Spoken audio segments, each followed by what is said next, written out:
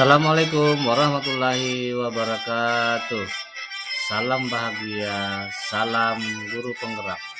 Perkenalkan, nama saya Muhammad Yusuf, calon guru penggerak angkatan 9. Pengajar praktek saya Aji Wibowo dan fasilitator Bapak Markasim. Pada kesempatan ini saya akan menjelaskan aksi nyata modul 1.4, yaitu budaya positif. Rancangan tindakan untuk aksi nyata yang saya buat yaitu kita mulai dari latar belakang. Sekolah sepatutnya menjadi tempat yang aman, nyaman, dan menyenangkan bagi semua warga sekolah, khususnya murid untuk belajar. Hal ini tentunya sejalan dengan filosofi Ki Hajar Dewantara bahwa pembelajaran di sekolah seharusnya bisa membuat murid memperoleh kebahagiaan setinggi-tingginya melalui merdeka belajar. Yang kedua, tujuan yang ingin dicapai adalah membangun disiplin positif melalui penerapan budaya positif. Yang kedua, menyusun kesepakatan kelas atau keyakinan kelas. Yang ketiga, menumbuhkan motivasi intrinsik murid untuk disiplin sesuai dengan kesepakatan kelas. Tolak ukur keberhasilan, yang pertama, terbentuknya keyakinan kelas melalui kesepakatan kelas. Yang kedua, murid memiliki motivasi intrinsik dalam membangun disiplin dirinya. Yang ketiga, semua mampu menerapkan dan menjalankan keyakinan kelas yang telah dibuat. Lini masa tindakan aksi nyata, membuat rancangan aksi nyata. Yang kedua, berkoordinasi dengan kepala sekolah untuk mendefinisikan prinsip penerapan budaya positif di sekolah. Sosialisasi kepada warga sekolah meliputi kepala sekolah, guru, peserta dan tenaga pendidikan. Berkolaborasi dengan wali kelas yang akan membangun menjadi keyakinan di kelas. Yang ketiga, mensosialisasikan budaya positif pada murid. Langkah selanjutnya, wali kelas atau guru menyusun kesepakatan atau keyakinan kelas dan konsekuensi logis bagi bersama-sama murid dan guru. Yang kedua, selanjutnya wali kelas guru bersama-sama murid menandatangani kontrak kesepakatan. Yang ketiga, melakukan survei kepada murid. Yang terakhir, evaluasi dan refleksi. Dukungan yang saya butuhkan dalam proses kegiatan ini adalah dukungan dari kepala sekolah, wali kelas, guru BK, guru mata pelajaran, serta murid agar tindakan yang disusun bersama dapat terlaksana dengan benar. Yang kedua, dukungan yang selanjutnya yang saya perlukan adalah sarana prasarana untuk menyiapkan ruang proyektor. Yang selanjutnya yang saya butuhkan adalah orang tua dalam menerapkan budaya positif di sekolah.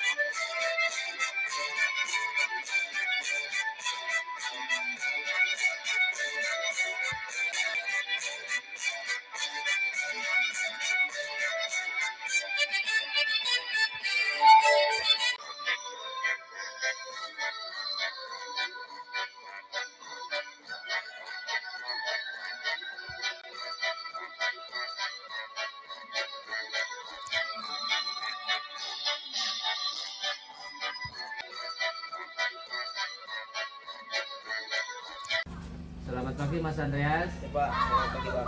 Jadi Bapak tadi lihat dari dalam kantor kamu datang terlambat hari ini. Kenapa?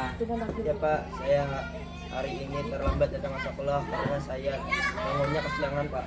Nah, kamu bangun kesiangan. Kenapa jadi bisa kamu bangun kesiangan? Tadi malam saya bergadang nonton televisi, Pak. Oh, kamu terlambat datang ke sekolah karena kamu begadang. Akhirnya kamu bangun kesiangan dan terlambat datang ke sekolah.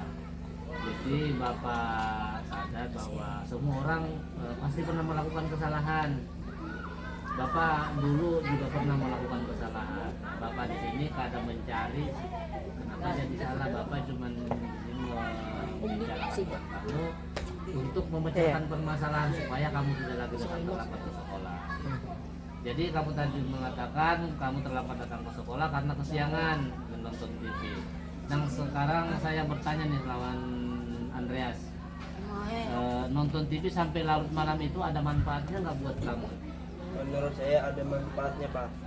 Saya mendapatkan hiburan dengan nonton televisi. Selain itu, saya juga mendapatkan informasi baru yang belum saya ketahui, Pak. Oh iya, baik, itu jawaban kamu. Tapi kamu sampai sekarang kan akhirnya membawa dampak negatif buat kamu. Kamu bangun kesiangan dan terlambat datang ke sekolah. Bagaimana itu? Ya, Pak. Tapi saya juga dapat kesenangan pribadi, Pak. Ya, baik, itu jawaban kamu. Bapak paham apa yang kamu maksudkan. Jadi kamu mengatakan hal seperti itu karena kamu ingin mempertahankan apa yang menurut kamu benar. Nah sekarang Bapak mau bertanya nih, apakah nonton televisi sampai larut malam itu bagus untuk kamu? Menurut saya itu tidak bagus, Pak. Karena seorang pelajar seharusnya disiplin. Oke, nah sekarang menurut kamu apakah kamu datang terlambat ke sekolah itu sudah sesuai dengan kesepakatan kelas kita? Tidak sesuai, Pak. Saya seharusnya tidak terlambat dan saya seharusnya bisa membagi waktunya dengan baik, Pak. Nah kalau begitu berarti dari dalam diri kamu sendiri sudah memiliki kesadaran bahwa menghargai waktu itu penting. Ya, Pak. Nah sekarang Bapak bertanya lagi nih sama kamu, apakah kamu sudah meyakini bahwa menghargai waktu itu penting?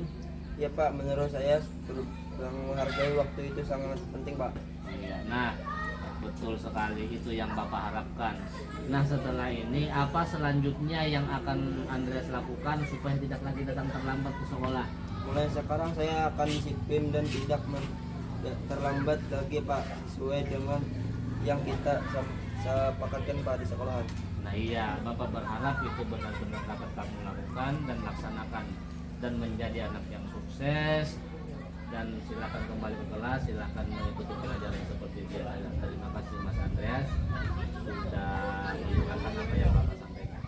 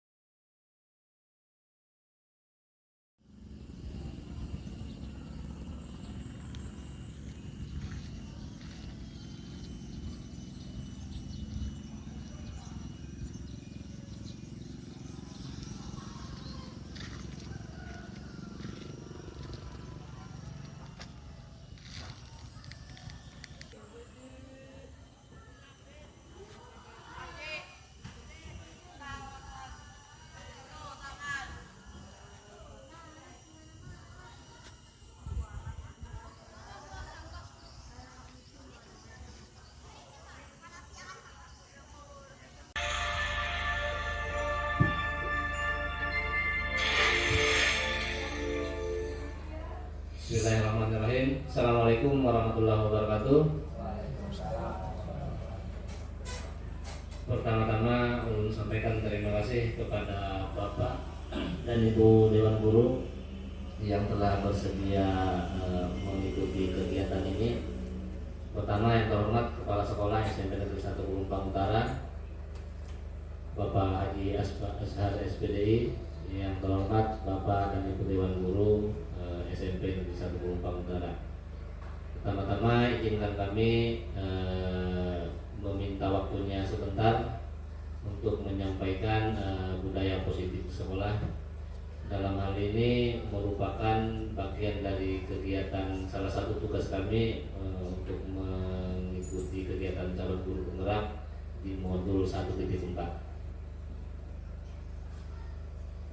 Judulnya adalah aksi nyata budaya positif di sekolah calon guru penggerak angkatan 9.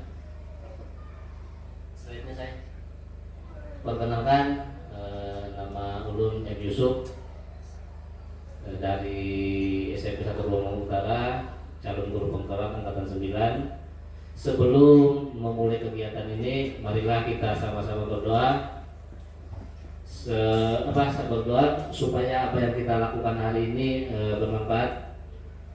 Marilah kita berdoa dengan mengucapkan Bismillahirrahmanirrahim. Al-Fatihah.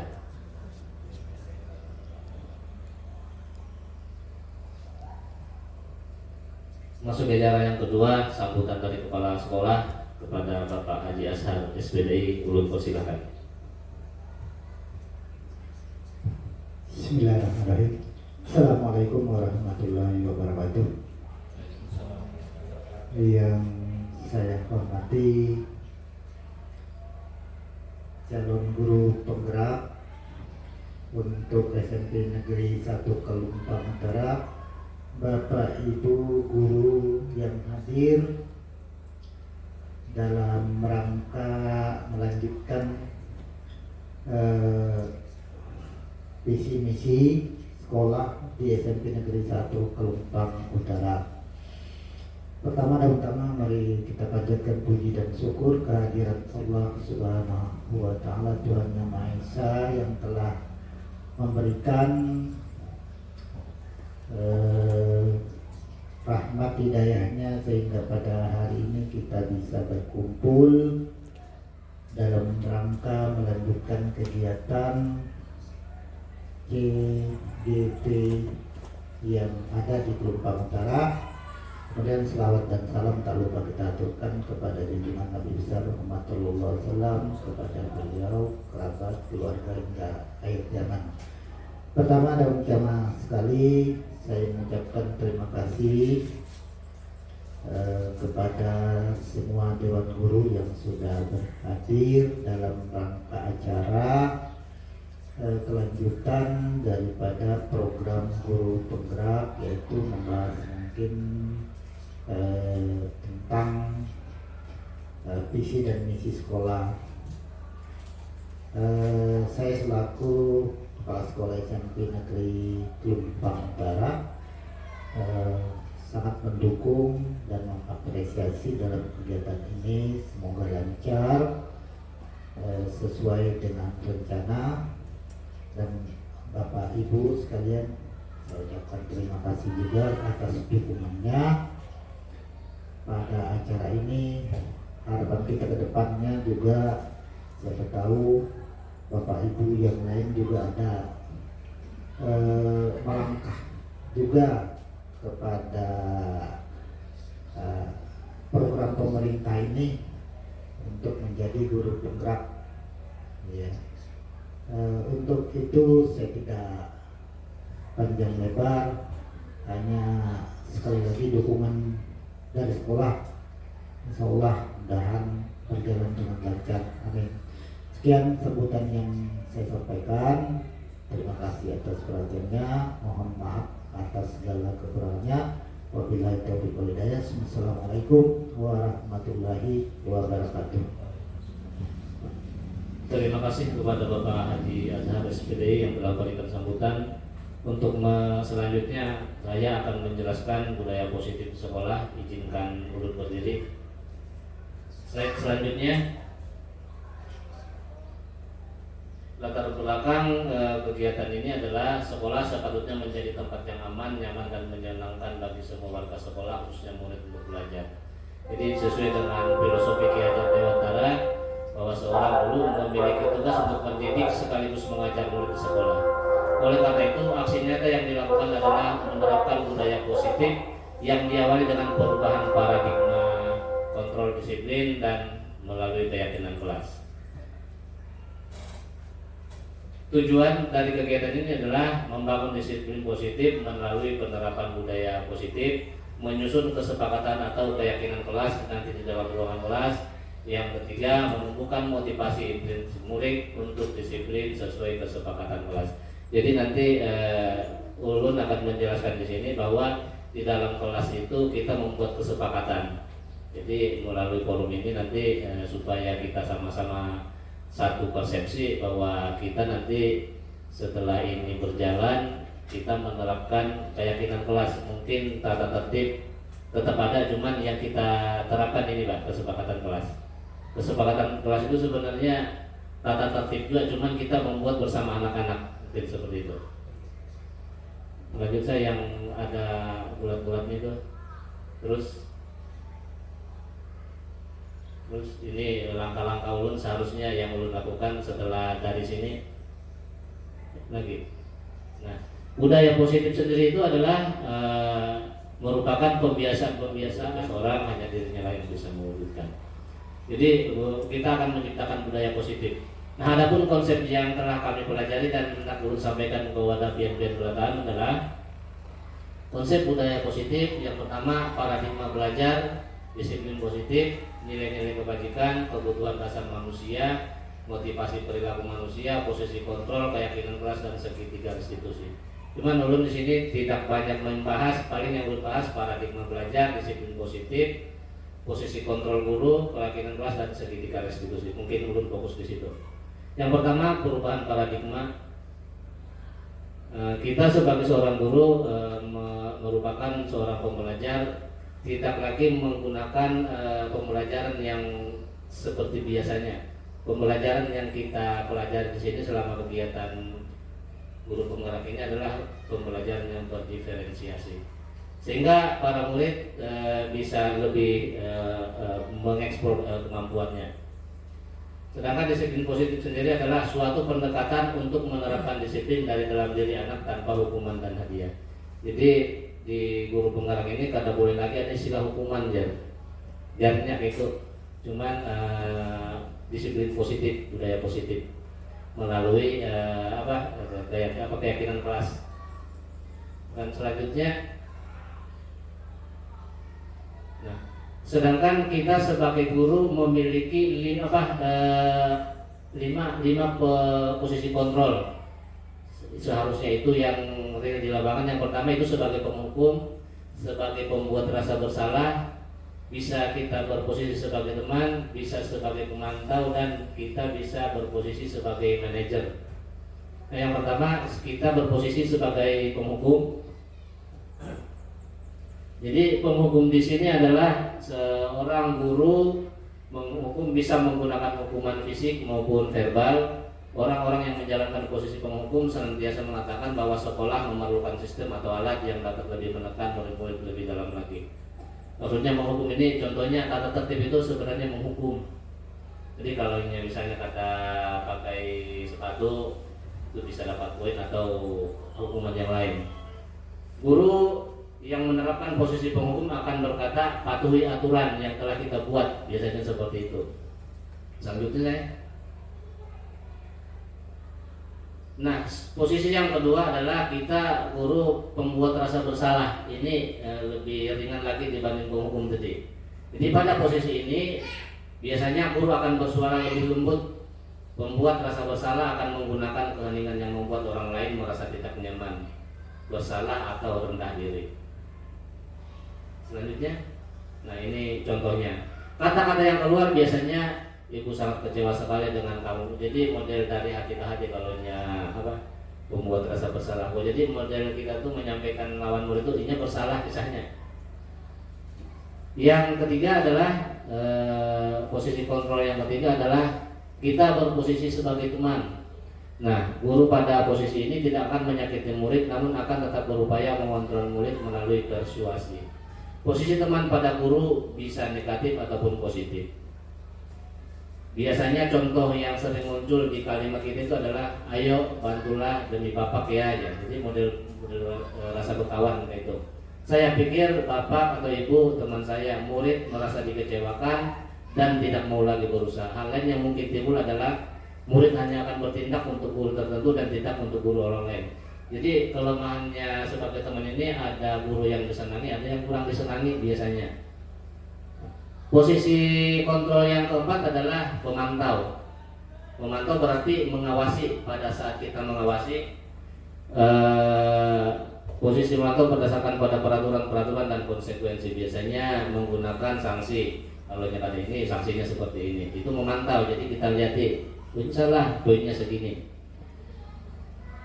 Posisi pemantau sendiri berawal dari teori stimulus respon yang menunjukkan tanggung jawab guru dalam mengontrol murid. Ya silakan yang baru datang, posisinya diangkat. Nah, posisi yang terakhir adalah kita berposisi sebagai manajer. Posisi terakhir itu adalah posisi di mana guru tersebut berbuat sesuatu bersama dengan murid, mempersilahkan murid dan mempertanggungjawabkan perilakunya, mendukung murid agar dapat menemukan solusi atas permasalahannya sendiri. Jadi di program guru penggerak ini diharapkan guru di posisi ini yang manajer tadi. Jadi ada lagi istilah menghukum sebagai pembuat bersalah, sebagai teman dan sebagai pemantau. Jadi diharapkan semua guru nanti berusaha untuk menjadi manajer. Nah, bagaimana caranya untuk menjadi manajer? Nanti di segitiga restitusi itu ada penjelasannya. Keyakinan kelas. Nah, sebelum ke situ, ini yang hendak ulun tekankan tadi bahwa kita di sekolah tidak lagi menggunakan hukuman atau tata tertib, tetapi menggunakan istilahnya keyakinan kelas. Kalau keyakinan kelas itu bahasa sekarang itu peraturan di dalam kelas lah ya. Keyakinan kelas merupakan metode untuk menimbulkan kembali disiplin positif yang didasari oleh motivasi dari dalam diri. Implementasi keyakinan kelas di latar belakangi bahwa ditemukan beberapa murid yang masih diingatkan untuk melakukan tindakan. Keyakinan kelas harus disepakati bersama. Nah, ini bedanya dengan tata tertib. Kalau tata tertib itu guru yang membuat bersama orang tua, ini beda. Itu kalau siswa kadang menghendaki seperti itu kadang jadi kesepakatan kelasnya. Karena kesepakatan kelas itu dari murid, kita cuma mengarahkan. Jadi ini kayaknya melaksanakan kesalahan, jadi sadar sendiri bahwa itu adalah peraturan yang dibuat oleh mereka. Kesepakatan kelas merupakan aturan atau norma yang dibuat oleh guru dan siswa bersama-sama. Nah, untuk menciptakan lingkungan belajar yang kondusif. Jadi kayak apa caranya kalau misalnya keyakinan kelas ada yang dilanggar atau ada yang tidak mematuhi keyakinan kelasnya, maka di slide selanjutnya ada beberapa tahapan yang bisa atau guru seseorang hanya dirinya lah yang bisa mewujudkan. Jadi kita akan menciptakan budaya positif. Nah, adapun konsep yang telah kami pelajari dan hendak guru sampaikan ke wadah pian-pian belakang adalah konsep budaya positif. Yang pertama, paradigma belajar, disiplin positif, nilai-nilai kebajikan, kebutuhan dasar manusia, motivasi perilaku manusia, posisi kontrol, keyakinan kelas dan segitiga restitusi. Cuman ulun di sini tidak banyak membahas, paling yang ulun bahas paradigma belajar, disiplin positif, posisi kontrol guru, keyakinan kelas dan segitiga restitusi. Mungkin ulun fokus di situ. Yang pertama, perubahan paradigma.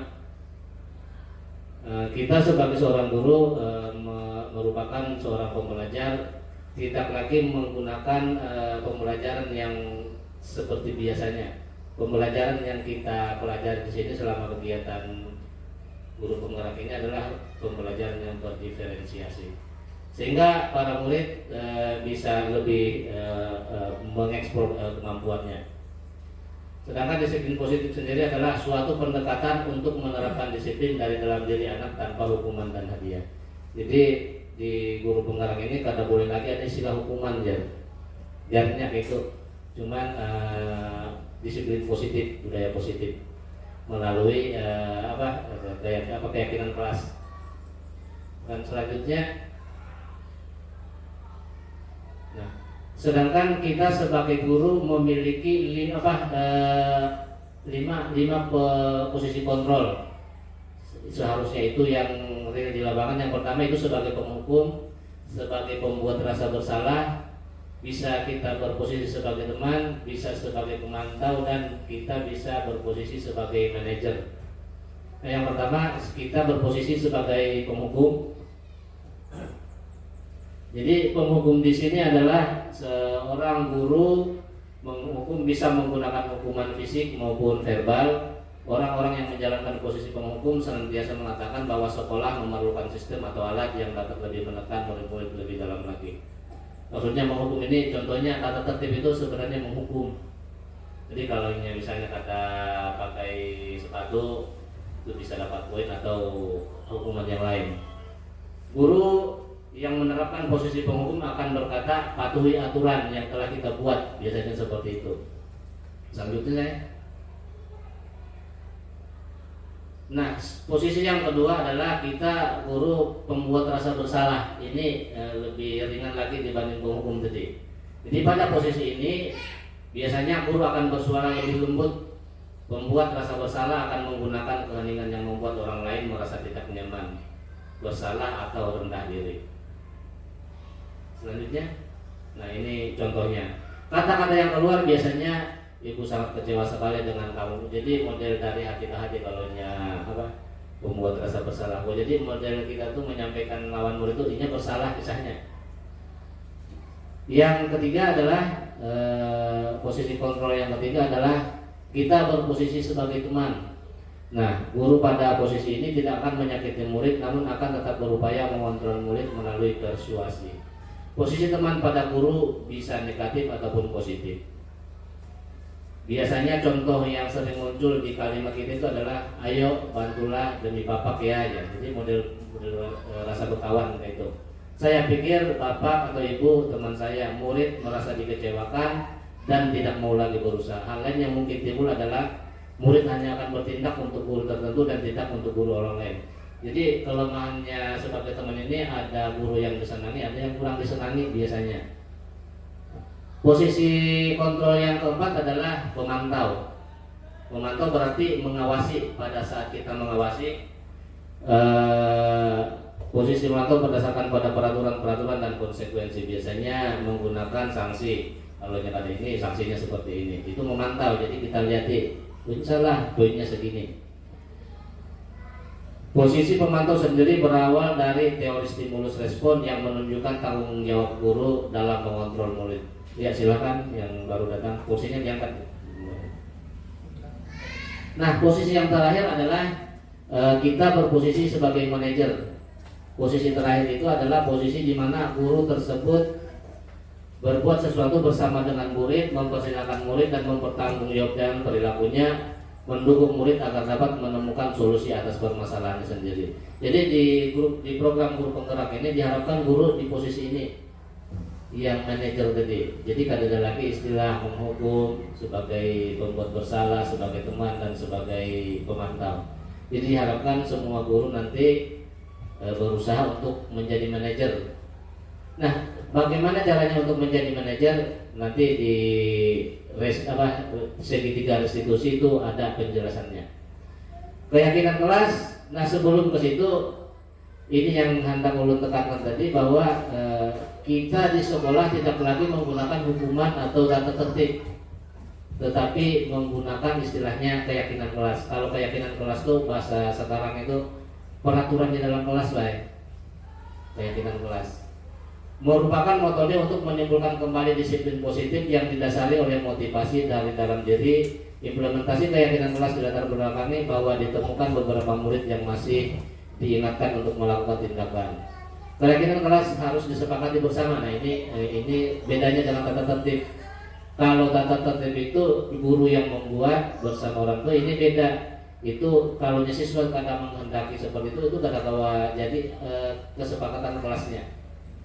Karena kesepakatan kelas itu dari murid, kita cuma mengarahkan. Jadi ini kayaknya melaksanakan kesalahan, jadi sadar sendiri bahwa itu adalah peraturan yang dibuat oleh mereka.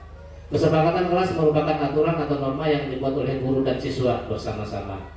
Nah, untuk menciptakan lingkungan belajar yang kondusif. Jadi kayak apa caranya kalau misalnya keyakinan kelas ada yang dilanggar atau ada yang tidak mematuhi keyakinan kelasnya, maka di slide selanjutnya ada beberapa tahapan yang bisa di pembelajaran yang seperti biasanya. Pembelajaran yang kita pelajari di sini selama kegiatan guru penggerak ini adalah pembelajaran yang berdiferensiasi, sehingga para murid bisa lebih mengeksplor kemampuannya.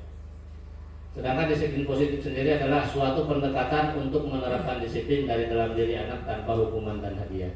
Jadi di guru penggerak ini kada boleh lagi ada istilah hukuman jarnya itu, cuman disiplin positif, budaya positif melalui keyakinan kelas. Dan selanjutnya, nah, sedangkan kita sebagai guru memiliki lima posisi kontrol. Seharusnya itu yang real di lapangan. Yang pertama itu sebagai penghukum, sebagai pembuat rasa bersalah, bisa kita berposisi sebagai teman, bisa sebagai pemantau, dan kita bisa berposisi sebagai manajer. Nah, yang pertama kita berposisi sebagai penghukum. Jadi penghukum di sini adalah seorang guru menghukum, bisa menggunakan hukuman fisik maupun verbal. Orang-orang yang menjalankan posisi penghukum senantiasa mengatakan bahwa sekolah memerlukan sistem atau alat yang dapat lebih menekan murid-murid lebih dalam lagi. Maksudnya menghukum ini, contohnya tata tertib itu sebenarnya menghukum. Jadi kalau misalnya kata pakai sepatu itu bisa dapat poin atau hukuman yang lain. Guru yang menerapkan posisi penghukum akan berkata patuhi aturan yang telah kita buat, biasanya seperti itu. Selanjutnya, nah posisi yang kedua adalah kita guru pembuat rasa bersalah. Ini lebih ringan lagi dibanding penghukum tadi. Jadi pada posisi ini biasanya guru akan bersuara lebih lembut. Pembuat rasa bersalah akan menggunakan keheningan yang membuat orang lain merasa tidak nyaman, bersalah atau rendah diri. Selanjutnya, nah ini contohnya. Kata-kata yang keluar biasanya, ibu sangat kecewa sekali dengan kamu. Jadi model dari hati ke hati kalau membuat rasa bersalah. Jadi model kita tuh menyampaikan lawan murid itu intinya bersalah kisahnya. Yang ketiga adalah posisi kontrol yang ketiga adalah kita berposisi sebagai teman. Nah, guru pada posisi ini tidak akan menyakiti murid, namun akan tetap berupaya mengontrol murid melalui persuasi. Posisi teman pada guru bisa negatif ataupun positif. Biasanya contoh yang sering muncul di kalimat ini itu adalah ayo bantulah demi bapak ya. Jadi model rasa berkawan kayak itu. Saya pikir bapak atau ibu teman saya, murid merasa dikecewakan dan tidak mau lagi berusaha. Hal lain yang mungkin timbul adalah murid hanya akan bertindak untuk guru tertentu dan tidak untuk guru orang lain. Jadi kelemahannya sebagai teman ini ada guru yang disenangi, ada yang kurang disenangi biasanya.